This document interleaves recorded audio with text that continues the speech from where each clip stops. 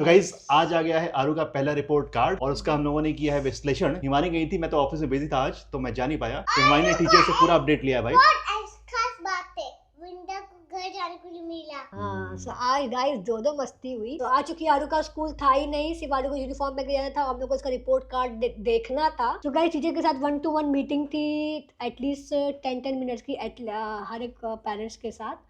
तो उससे पूरा उन्होंने बताया ओवरऑल कि आपके बच्चा कैसा है, ओवरऑल कैसा आपका एक्सपीरियंस है, मतलब बच्चा कैसा है क्या है। तो ऑल टू ऑल आरू का सब कुछ अच्छा था। बस एक ही आरू की प्रॉब्लम, मतलब जो हम लोग अभी से नहीं बहुत पहले से फेस कर रहे हैं, वो है सोशल स्किल डेवलपमेंट ना होना, क्योंकि आरू कभी उतना लोगों के बीच में रही नहीं है। और जो हम लोग जो भी सोसाइटी लिए हैं उससे कभी बच्चे नहीं होते। हम लोग आपको कई प्रीवियस वीडियो बता भी चुके हैं कि हमारी सोसाइटी में बच्चे नहीं है, और जो है भी वो घर के अंदर ही रहते हैं। तो आरू को अगेन कोई फ्रेंड्स नहीं है, उसका अपना कोई सोशल सर्कल नहीं है। It is very very important to have social skill. बच्चा पढ़ाई में कैसा भी हो, ऊपर हो नीचे हो खराब हो, सब बेकार। अगर बच्चे सोशल नहीं है तो फिर वो आगे क्या होता है कि जैसे जब ओरल एग्जाम्स होंगे तो बच्चे को आता, सब बच्चे बोल नहीं पाते हैं, या डिबेट्स वगैरह होगा या कुछ एक्टिविटी होगी डांस प्रोग्राम वगैरह में, तो उससे बच्चे थोड़े से अंडर कॉन्फिडेंस हो जाते हैं। तो सोशल स्किल बहुत जरूरी है। बच्चे अपना फ्रेंड्स बनते हैं, वो लोग हंसना खेलना लड़ना झगड़ना, अपनी बात को आगे रखना, स्ट्रांगली प्रूफ करना, ये सब बच्चों को सोशल स्किल से ही आता है। तो आप कितने भी एक्टिविटी क्लब लगा लीजिए, अगर बच्चे सोशल नहीं है तो ये सब बेकार। तो फ्रेंड्स होना बहुत जरूरी है, स्पेशली छोटे बच्चों के, जो बच्चे 10 ईयर तक के हैं उनके तो फ्रेंड्स वेरी वेरी इंपॉर्टेंट। और आरू के जो भी फ्रेंड्स है वो स्कूल में ही है। हाँ, उन्होंने एक प्लस पॉइंट ये बोला कि अब वो स्कूल में लोगों से बातचीत करना स्टार्ट करी है। उससे कुछ स्पेसिफिक फ्रेंड्स है जिनसे वो बात करती है। और कभी कभी क्या होता है कि वो हल्का हल्का बात करके फिर इतना तेज बात करती है कि बाकी लोग बिल्कुल शांत हो जाते हैं। टीचर को स्पेशली कहना पड़ता है कि बेटा please calm down, Arpita please calm down. Again अगर सोशल स्किल आपकी अच्छी नहीं है तो कॉन्फिडेंस की भी कमी हो जाती है बच्चों में। ये बहुत ही कॉमन प्रॉब्लम है। So guys as a parent ये हमारे लिए बहुत ज्यादा शॉकिंग था। पिछले साल भी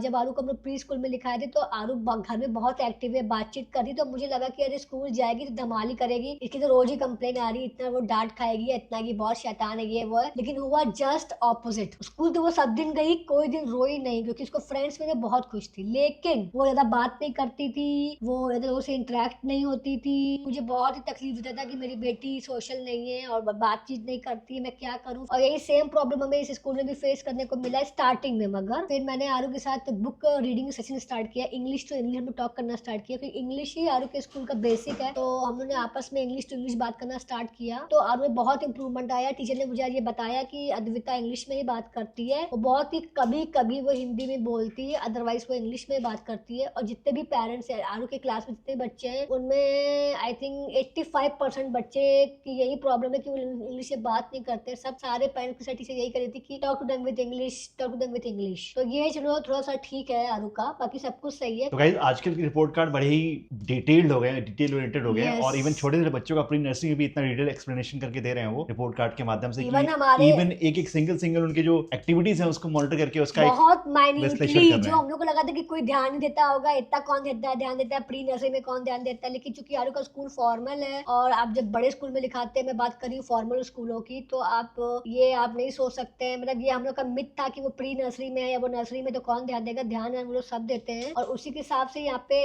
टोटल 5 क्राइटेरिया है बच्चों का। ये तो जो 5 पॉइंट्स हैं वो है स्किल्स एंड वर्क हैबिट, जिसपे बच्चों को कुछ चीज जो बताया जाता है वो ठीक से कर रहे हैं कि नहीं। फिर है सोशल डेवलपमेंट, वही फ्रेंड के साथ कितना एंगेजमेंट है, ग्रुप में पार्टिसिपेशन होता है कि नहीं, मतलब अकेले खेलते हैं कि सबसे अच्छे से बात करते हैं, लड़ाई झगड़ा तो नहीं करते हैं, ये आपका सोशल डेवलपमेंट में आ गया। फिर एंजॉयज दीज एक्टिविटी, जिसमें है कि जैसे टीचर ने अगर कोई स्टोरी बता रही है तो वो अच्छे से सुन रही है कि नहीं, अटेंशन है कि नहीं उसके अंदर, या कोई जो सिंगिंग डांस होता है या गाना होता है या कई ढेर सारे इनके जो राइम्स है उसमें वो मजा आता है कि नहीं, या फिर जो आर्ट क्राफ्ट की एक्टिविटीज होती है उसे वो अच्छे से एंजॉय कर रही है कि नहीं। वो एक ये पार्ट है, तो 3 पार्ट्स हो गए। 4th पार्ट जो सबसे ज्यादा ध्यान देते हैं आईसीएसई बोर्ड में वो है लैंग्वेज स्किल्स। जी हाँ गाइस, तो लैंग्वेज स्किल का मतलब ये नहीं कि बच्चे को इंग्लिश आती है कि नहीं, इसका मतलब ये होता है कि बच्चा इंग्लिश में कितना कंफर्टेबल है। तो इसमें ABCD में स्पेसिफिक पढ़ के बता दे रही हूँ। उससे पहला है अटेम्प्ट्स टू फॉलो इंस्ट्रक्शन, मतलब टीचर इंग्लिश में क्या कह रही है उसको समझ में आता है कि नहीं। फिर है makes an effort to express herself in English. उसका दोनों में ही always इंग्लिश में ही अपनी बातों कहती है. जैसे वो अपनी जो उसकी मौसी है, जो मतलब जो आया जी होती है, उसे कहती है मैं दीदी, aunty, I want to go pee, I am hungry, और अपने वो सारी बात को इंग्लिश में बताती है. सेकंड है communicates only in her mother tongue. तो उसमें 3 है, ऑलवेज, समटाइम्स और रियली. तो आरू का समटाइम्स है, कभी कभी आरू हिंदी में बोलती है, जिसकी मदर टंग है. और listen to rhymes and attempts to repeat. मतलब जो भी टीचर राइम्स सिखाती है इंग्लिश में, वो आरू बराबर ही रिपीट करती है, क्योंकि घर में भी वो, क्योंकि एक है कि जो वो राइम सिखाती है, आरू पूरे कैब में रास्ते भर वो राइम्स रिपीट करती है. मैं क्या दिमाग लगाती हूँ, मैं फट से जो भी वो टूटा फूटा बोलती, एकदम एग्जैक्ट नहीं बोलती है, फट से मैं उसको यूट्यूब पे सर्च कर लेती हूँ. तो मैं उसको 2-3 बार घर में ही उसको सिखा देती हूँ, ताकि नेक्स्ट टाइम से मुझे भी याद रहे कि क्या सिखाया, और मेरी एक प्ले लिस्ट में वो राइम्स चली जाती है कि आरू को ये मुझे बीच बीच में रिपीट कराना है. और लास्ट है रेडीनेस फॉर फॉर्मल लर्निंग. तो फॉर्मल लर्निंग में क्या है कि जब बच्चा, अभी इनफॉर्मल लर्निंग है, अभी स्टैंडिंग और स्लीपिंग ही लाइन है, लेकिन जब बच्चा नर्सरी में जाएगा तो जो फॉर्मल लर्निंग है, यानी कि अल्फाबेट्स हो गया, फोनिक्स वर्ड्स हो गए, और ये रिसाइटेशन हो गया, या वो नंबर्स पहचान रही है कि नहीं, उसकी जनरल नॉलेज कितनी अच्छी है, पैटर्न राइटिंग कितनी अच्छी है, और कलर शेप सब में उसको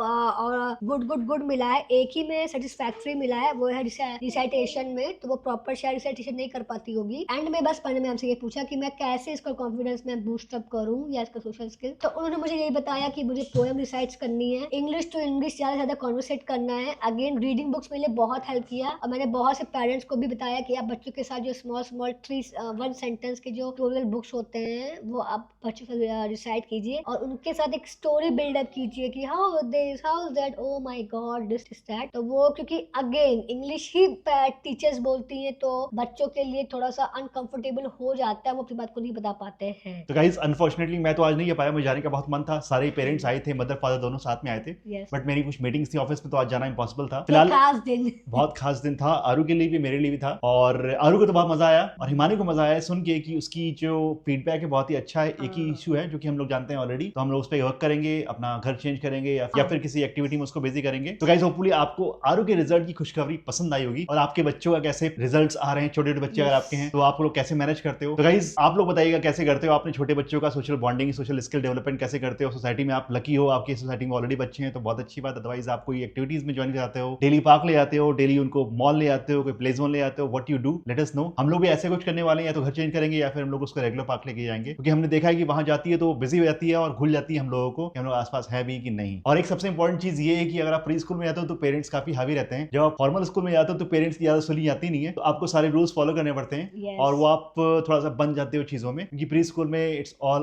अप टू यू, जैसे आप चाहोगे वैसे चीजें मैनेज हो जाती हैं. बट फॉर्मल स्कूल में वो अपना प्रोटोकॉल फॉलो करते हैं, और वो बहुत जरूरी है एक्चुअली हमारे लिए स्पेशली, बिकॉज बच्चे तो डिसिप्लिन में है नहीं, और मदर फादर भी अगर डिसिप्लिन में नहीं रहेंगे स्पॉइल हो जाते हैं. हाँ, तो सब स्पॉइल हो जाएंगे. तो बच्चों का वैसे भी वो एक तरीके से किंडरगार्टन नहीं, वो एक तरीके से प्ले जोन बन जाता है, और कुछ भी फॉर्मल तरीके से उसमें कंप्लीट हो नहीं पाता है. डिसिप्लिन नहीं आता बच्चों में. और हमारे साथ तो यही प्रॉब्लम हुई थी. तो गाइस यहीं पे एंड करते हैं वीडियो को. होपफुली आपको मजा आया होगा. हम लोग को तो बहुत खुशी मिली कि पहला रिपोर्ट कार्ड आरू का देख के आई हिमानी. मैं अनफॉर्चुनेटली जा नहीं पाया, बट आरू ने मजे किए. हिमानी को मजा आया, एक पेरेंट टीचर मीटिंग करके आई, कह दे कि अच्छा फीडबैक दिया, ऑनेस्ट फीडबैक दिया है. मतलब हम लोग को लगता है एक जेन्युइन फीडबैक है, और it is actually worth it. हमें वर्क करना पड़ेगा इसके ऊपर. तो मिलते हैं गाइस कल एक नई न्यू फ्रेश वीडियो में. होपफुली आपको कुछ सीखने को मिला होगा हमारी जिंदगी के बारे में और अपने बच्चों के बारे में भी. और देखते हैं आरू कैसे प्रोग्रेस करती है आने वाले टाइम में. हम लोग को उससे ज्यादा मेहनत करनी है उसके ऊपर, क्योंकि उसको तो बस एंजॉय करना है, हमें उसके साथ मेहनत करनी है, उसको गाइडेंस देना है. सो गाइस मिलते हैं कल एक न्यू फ्रेश व्लॉग के साथ. Bye, good night, take care, स्वस्थ रहिए, मस्त रहिए, बाय, गुड नाइट.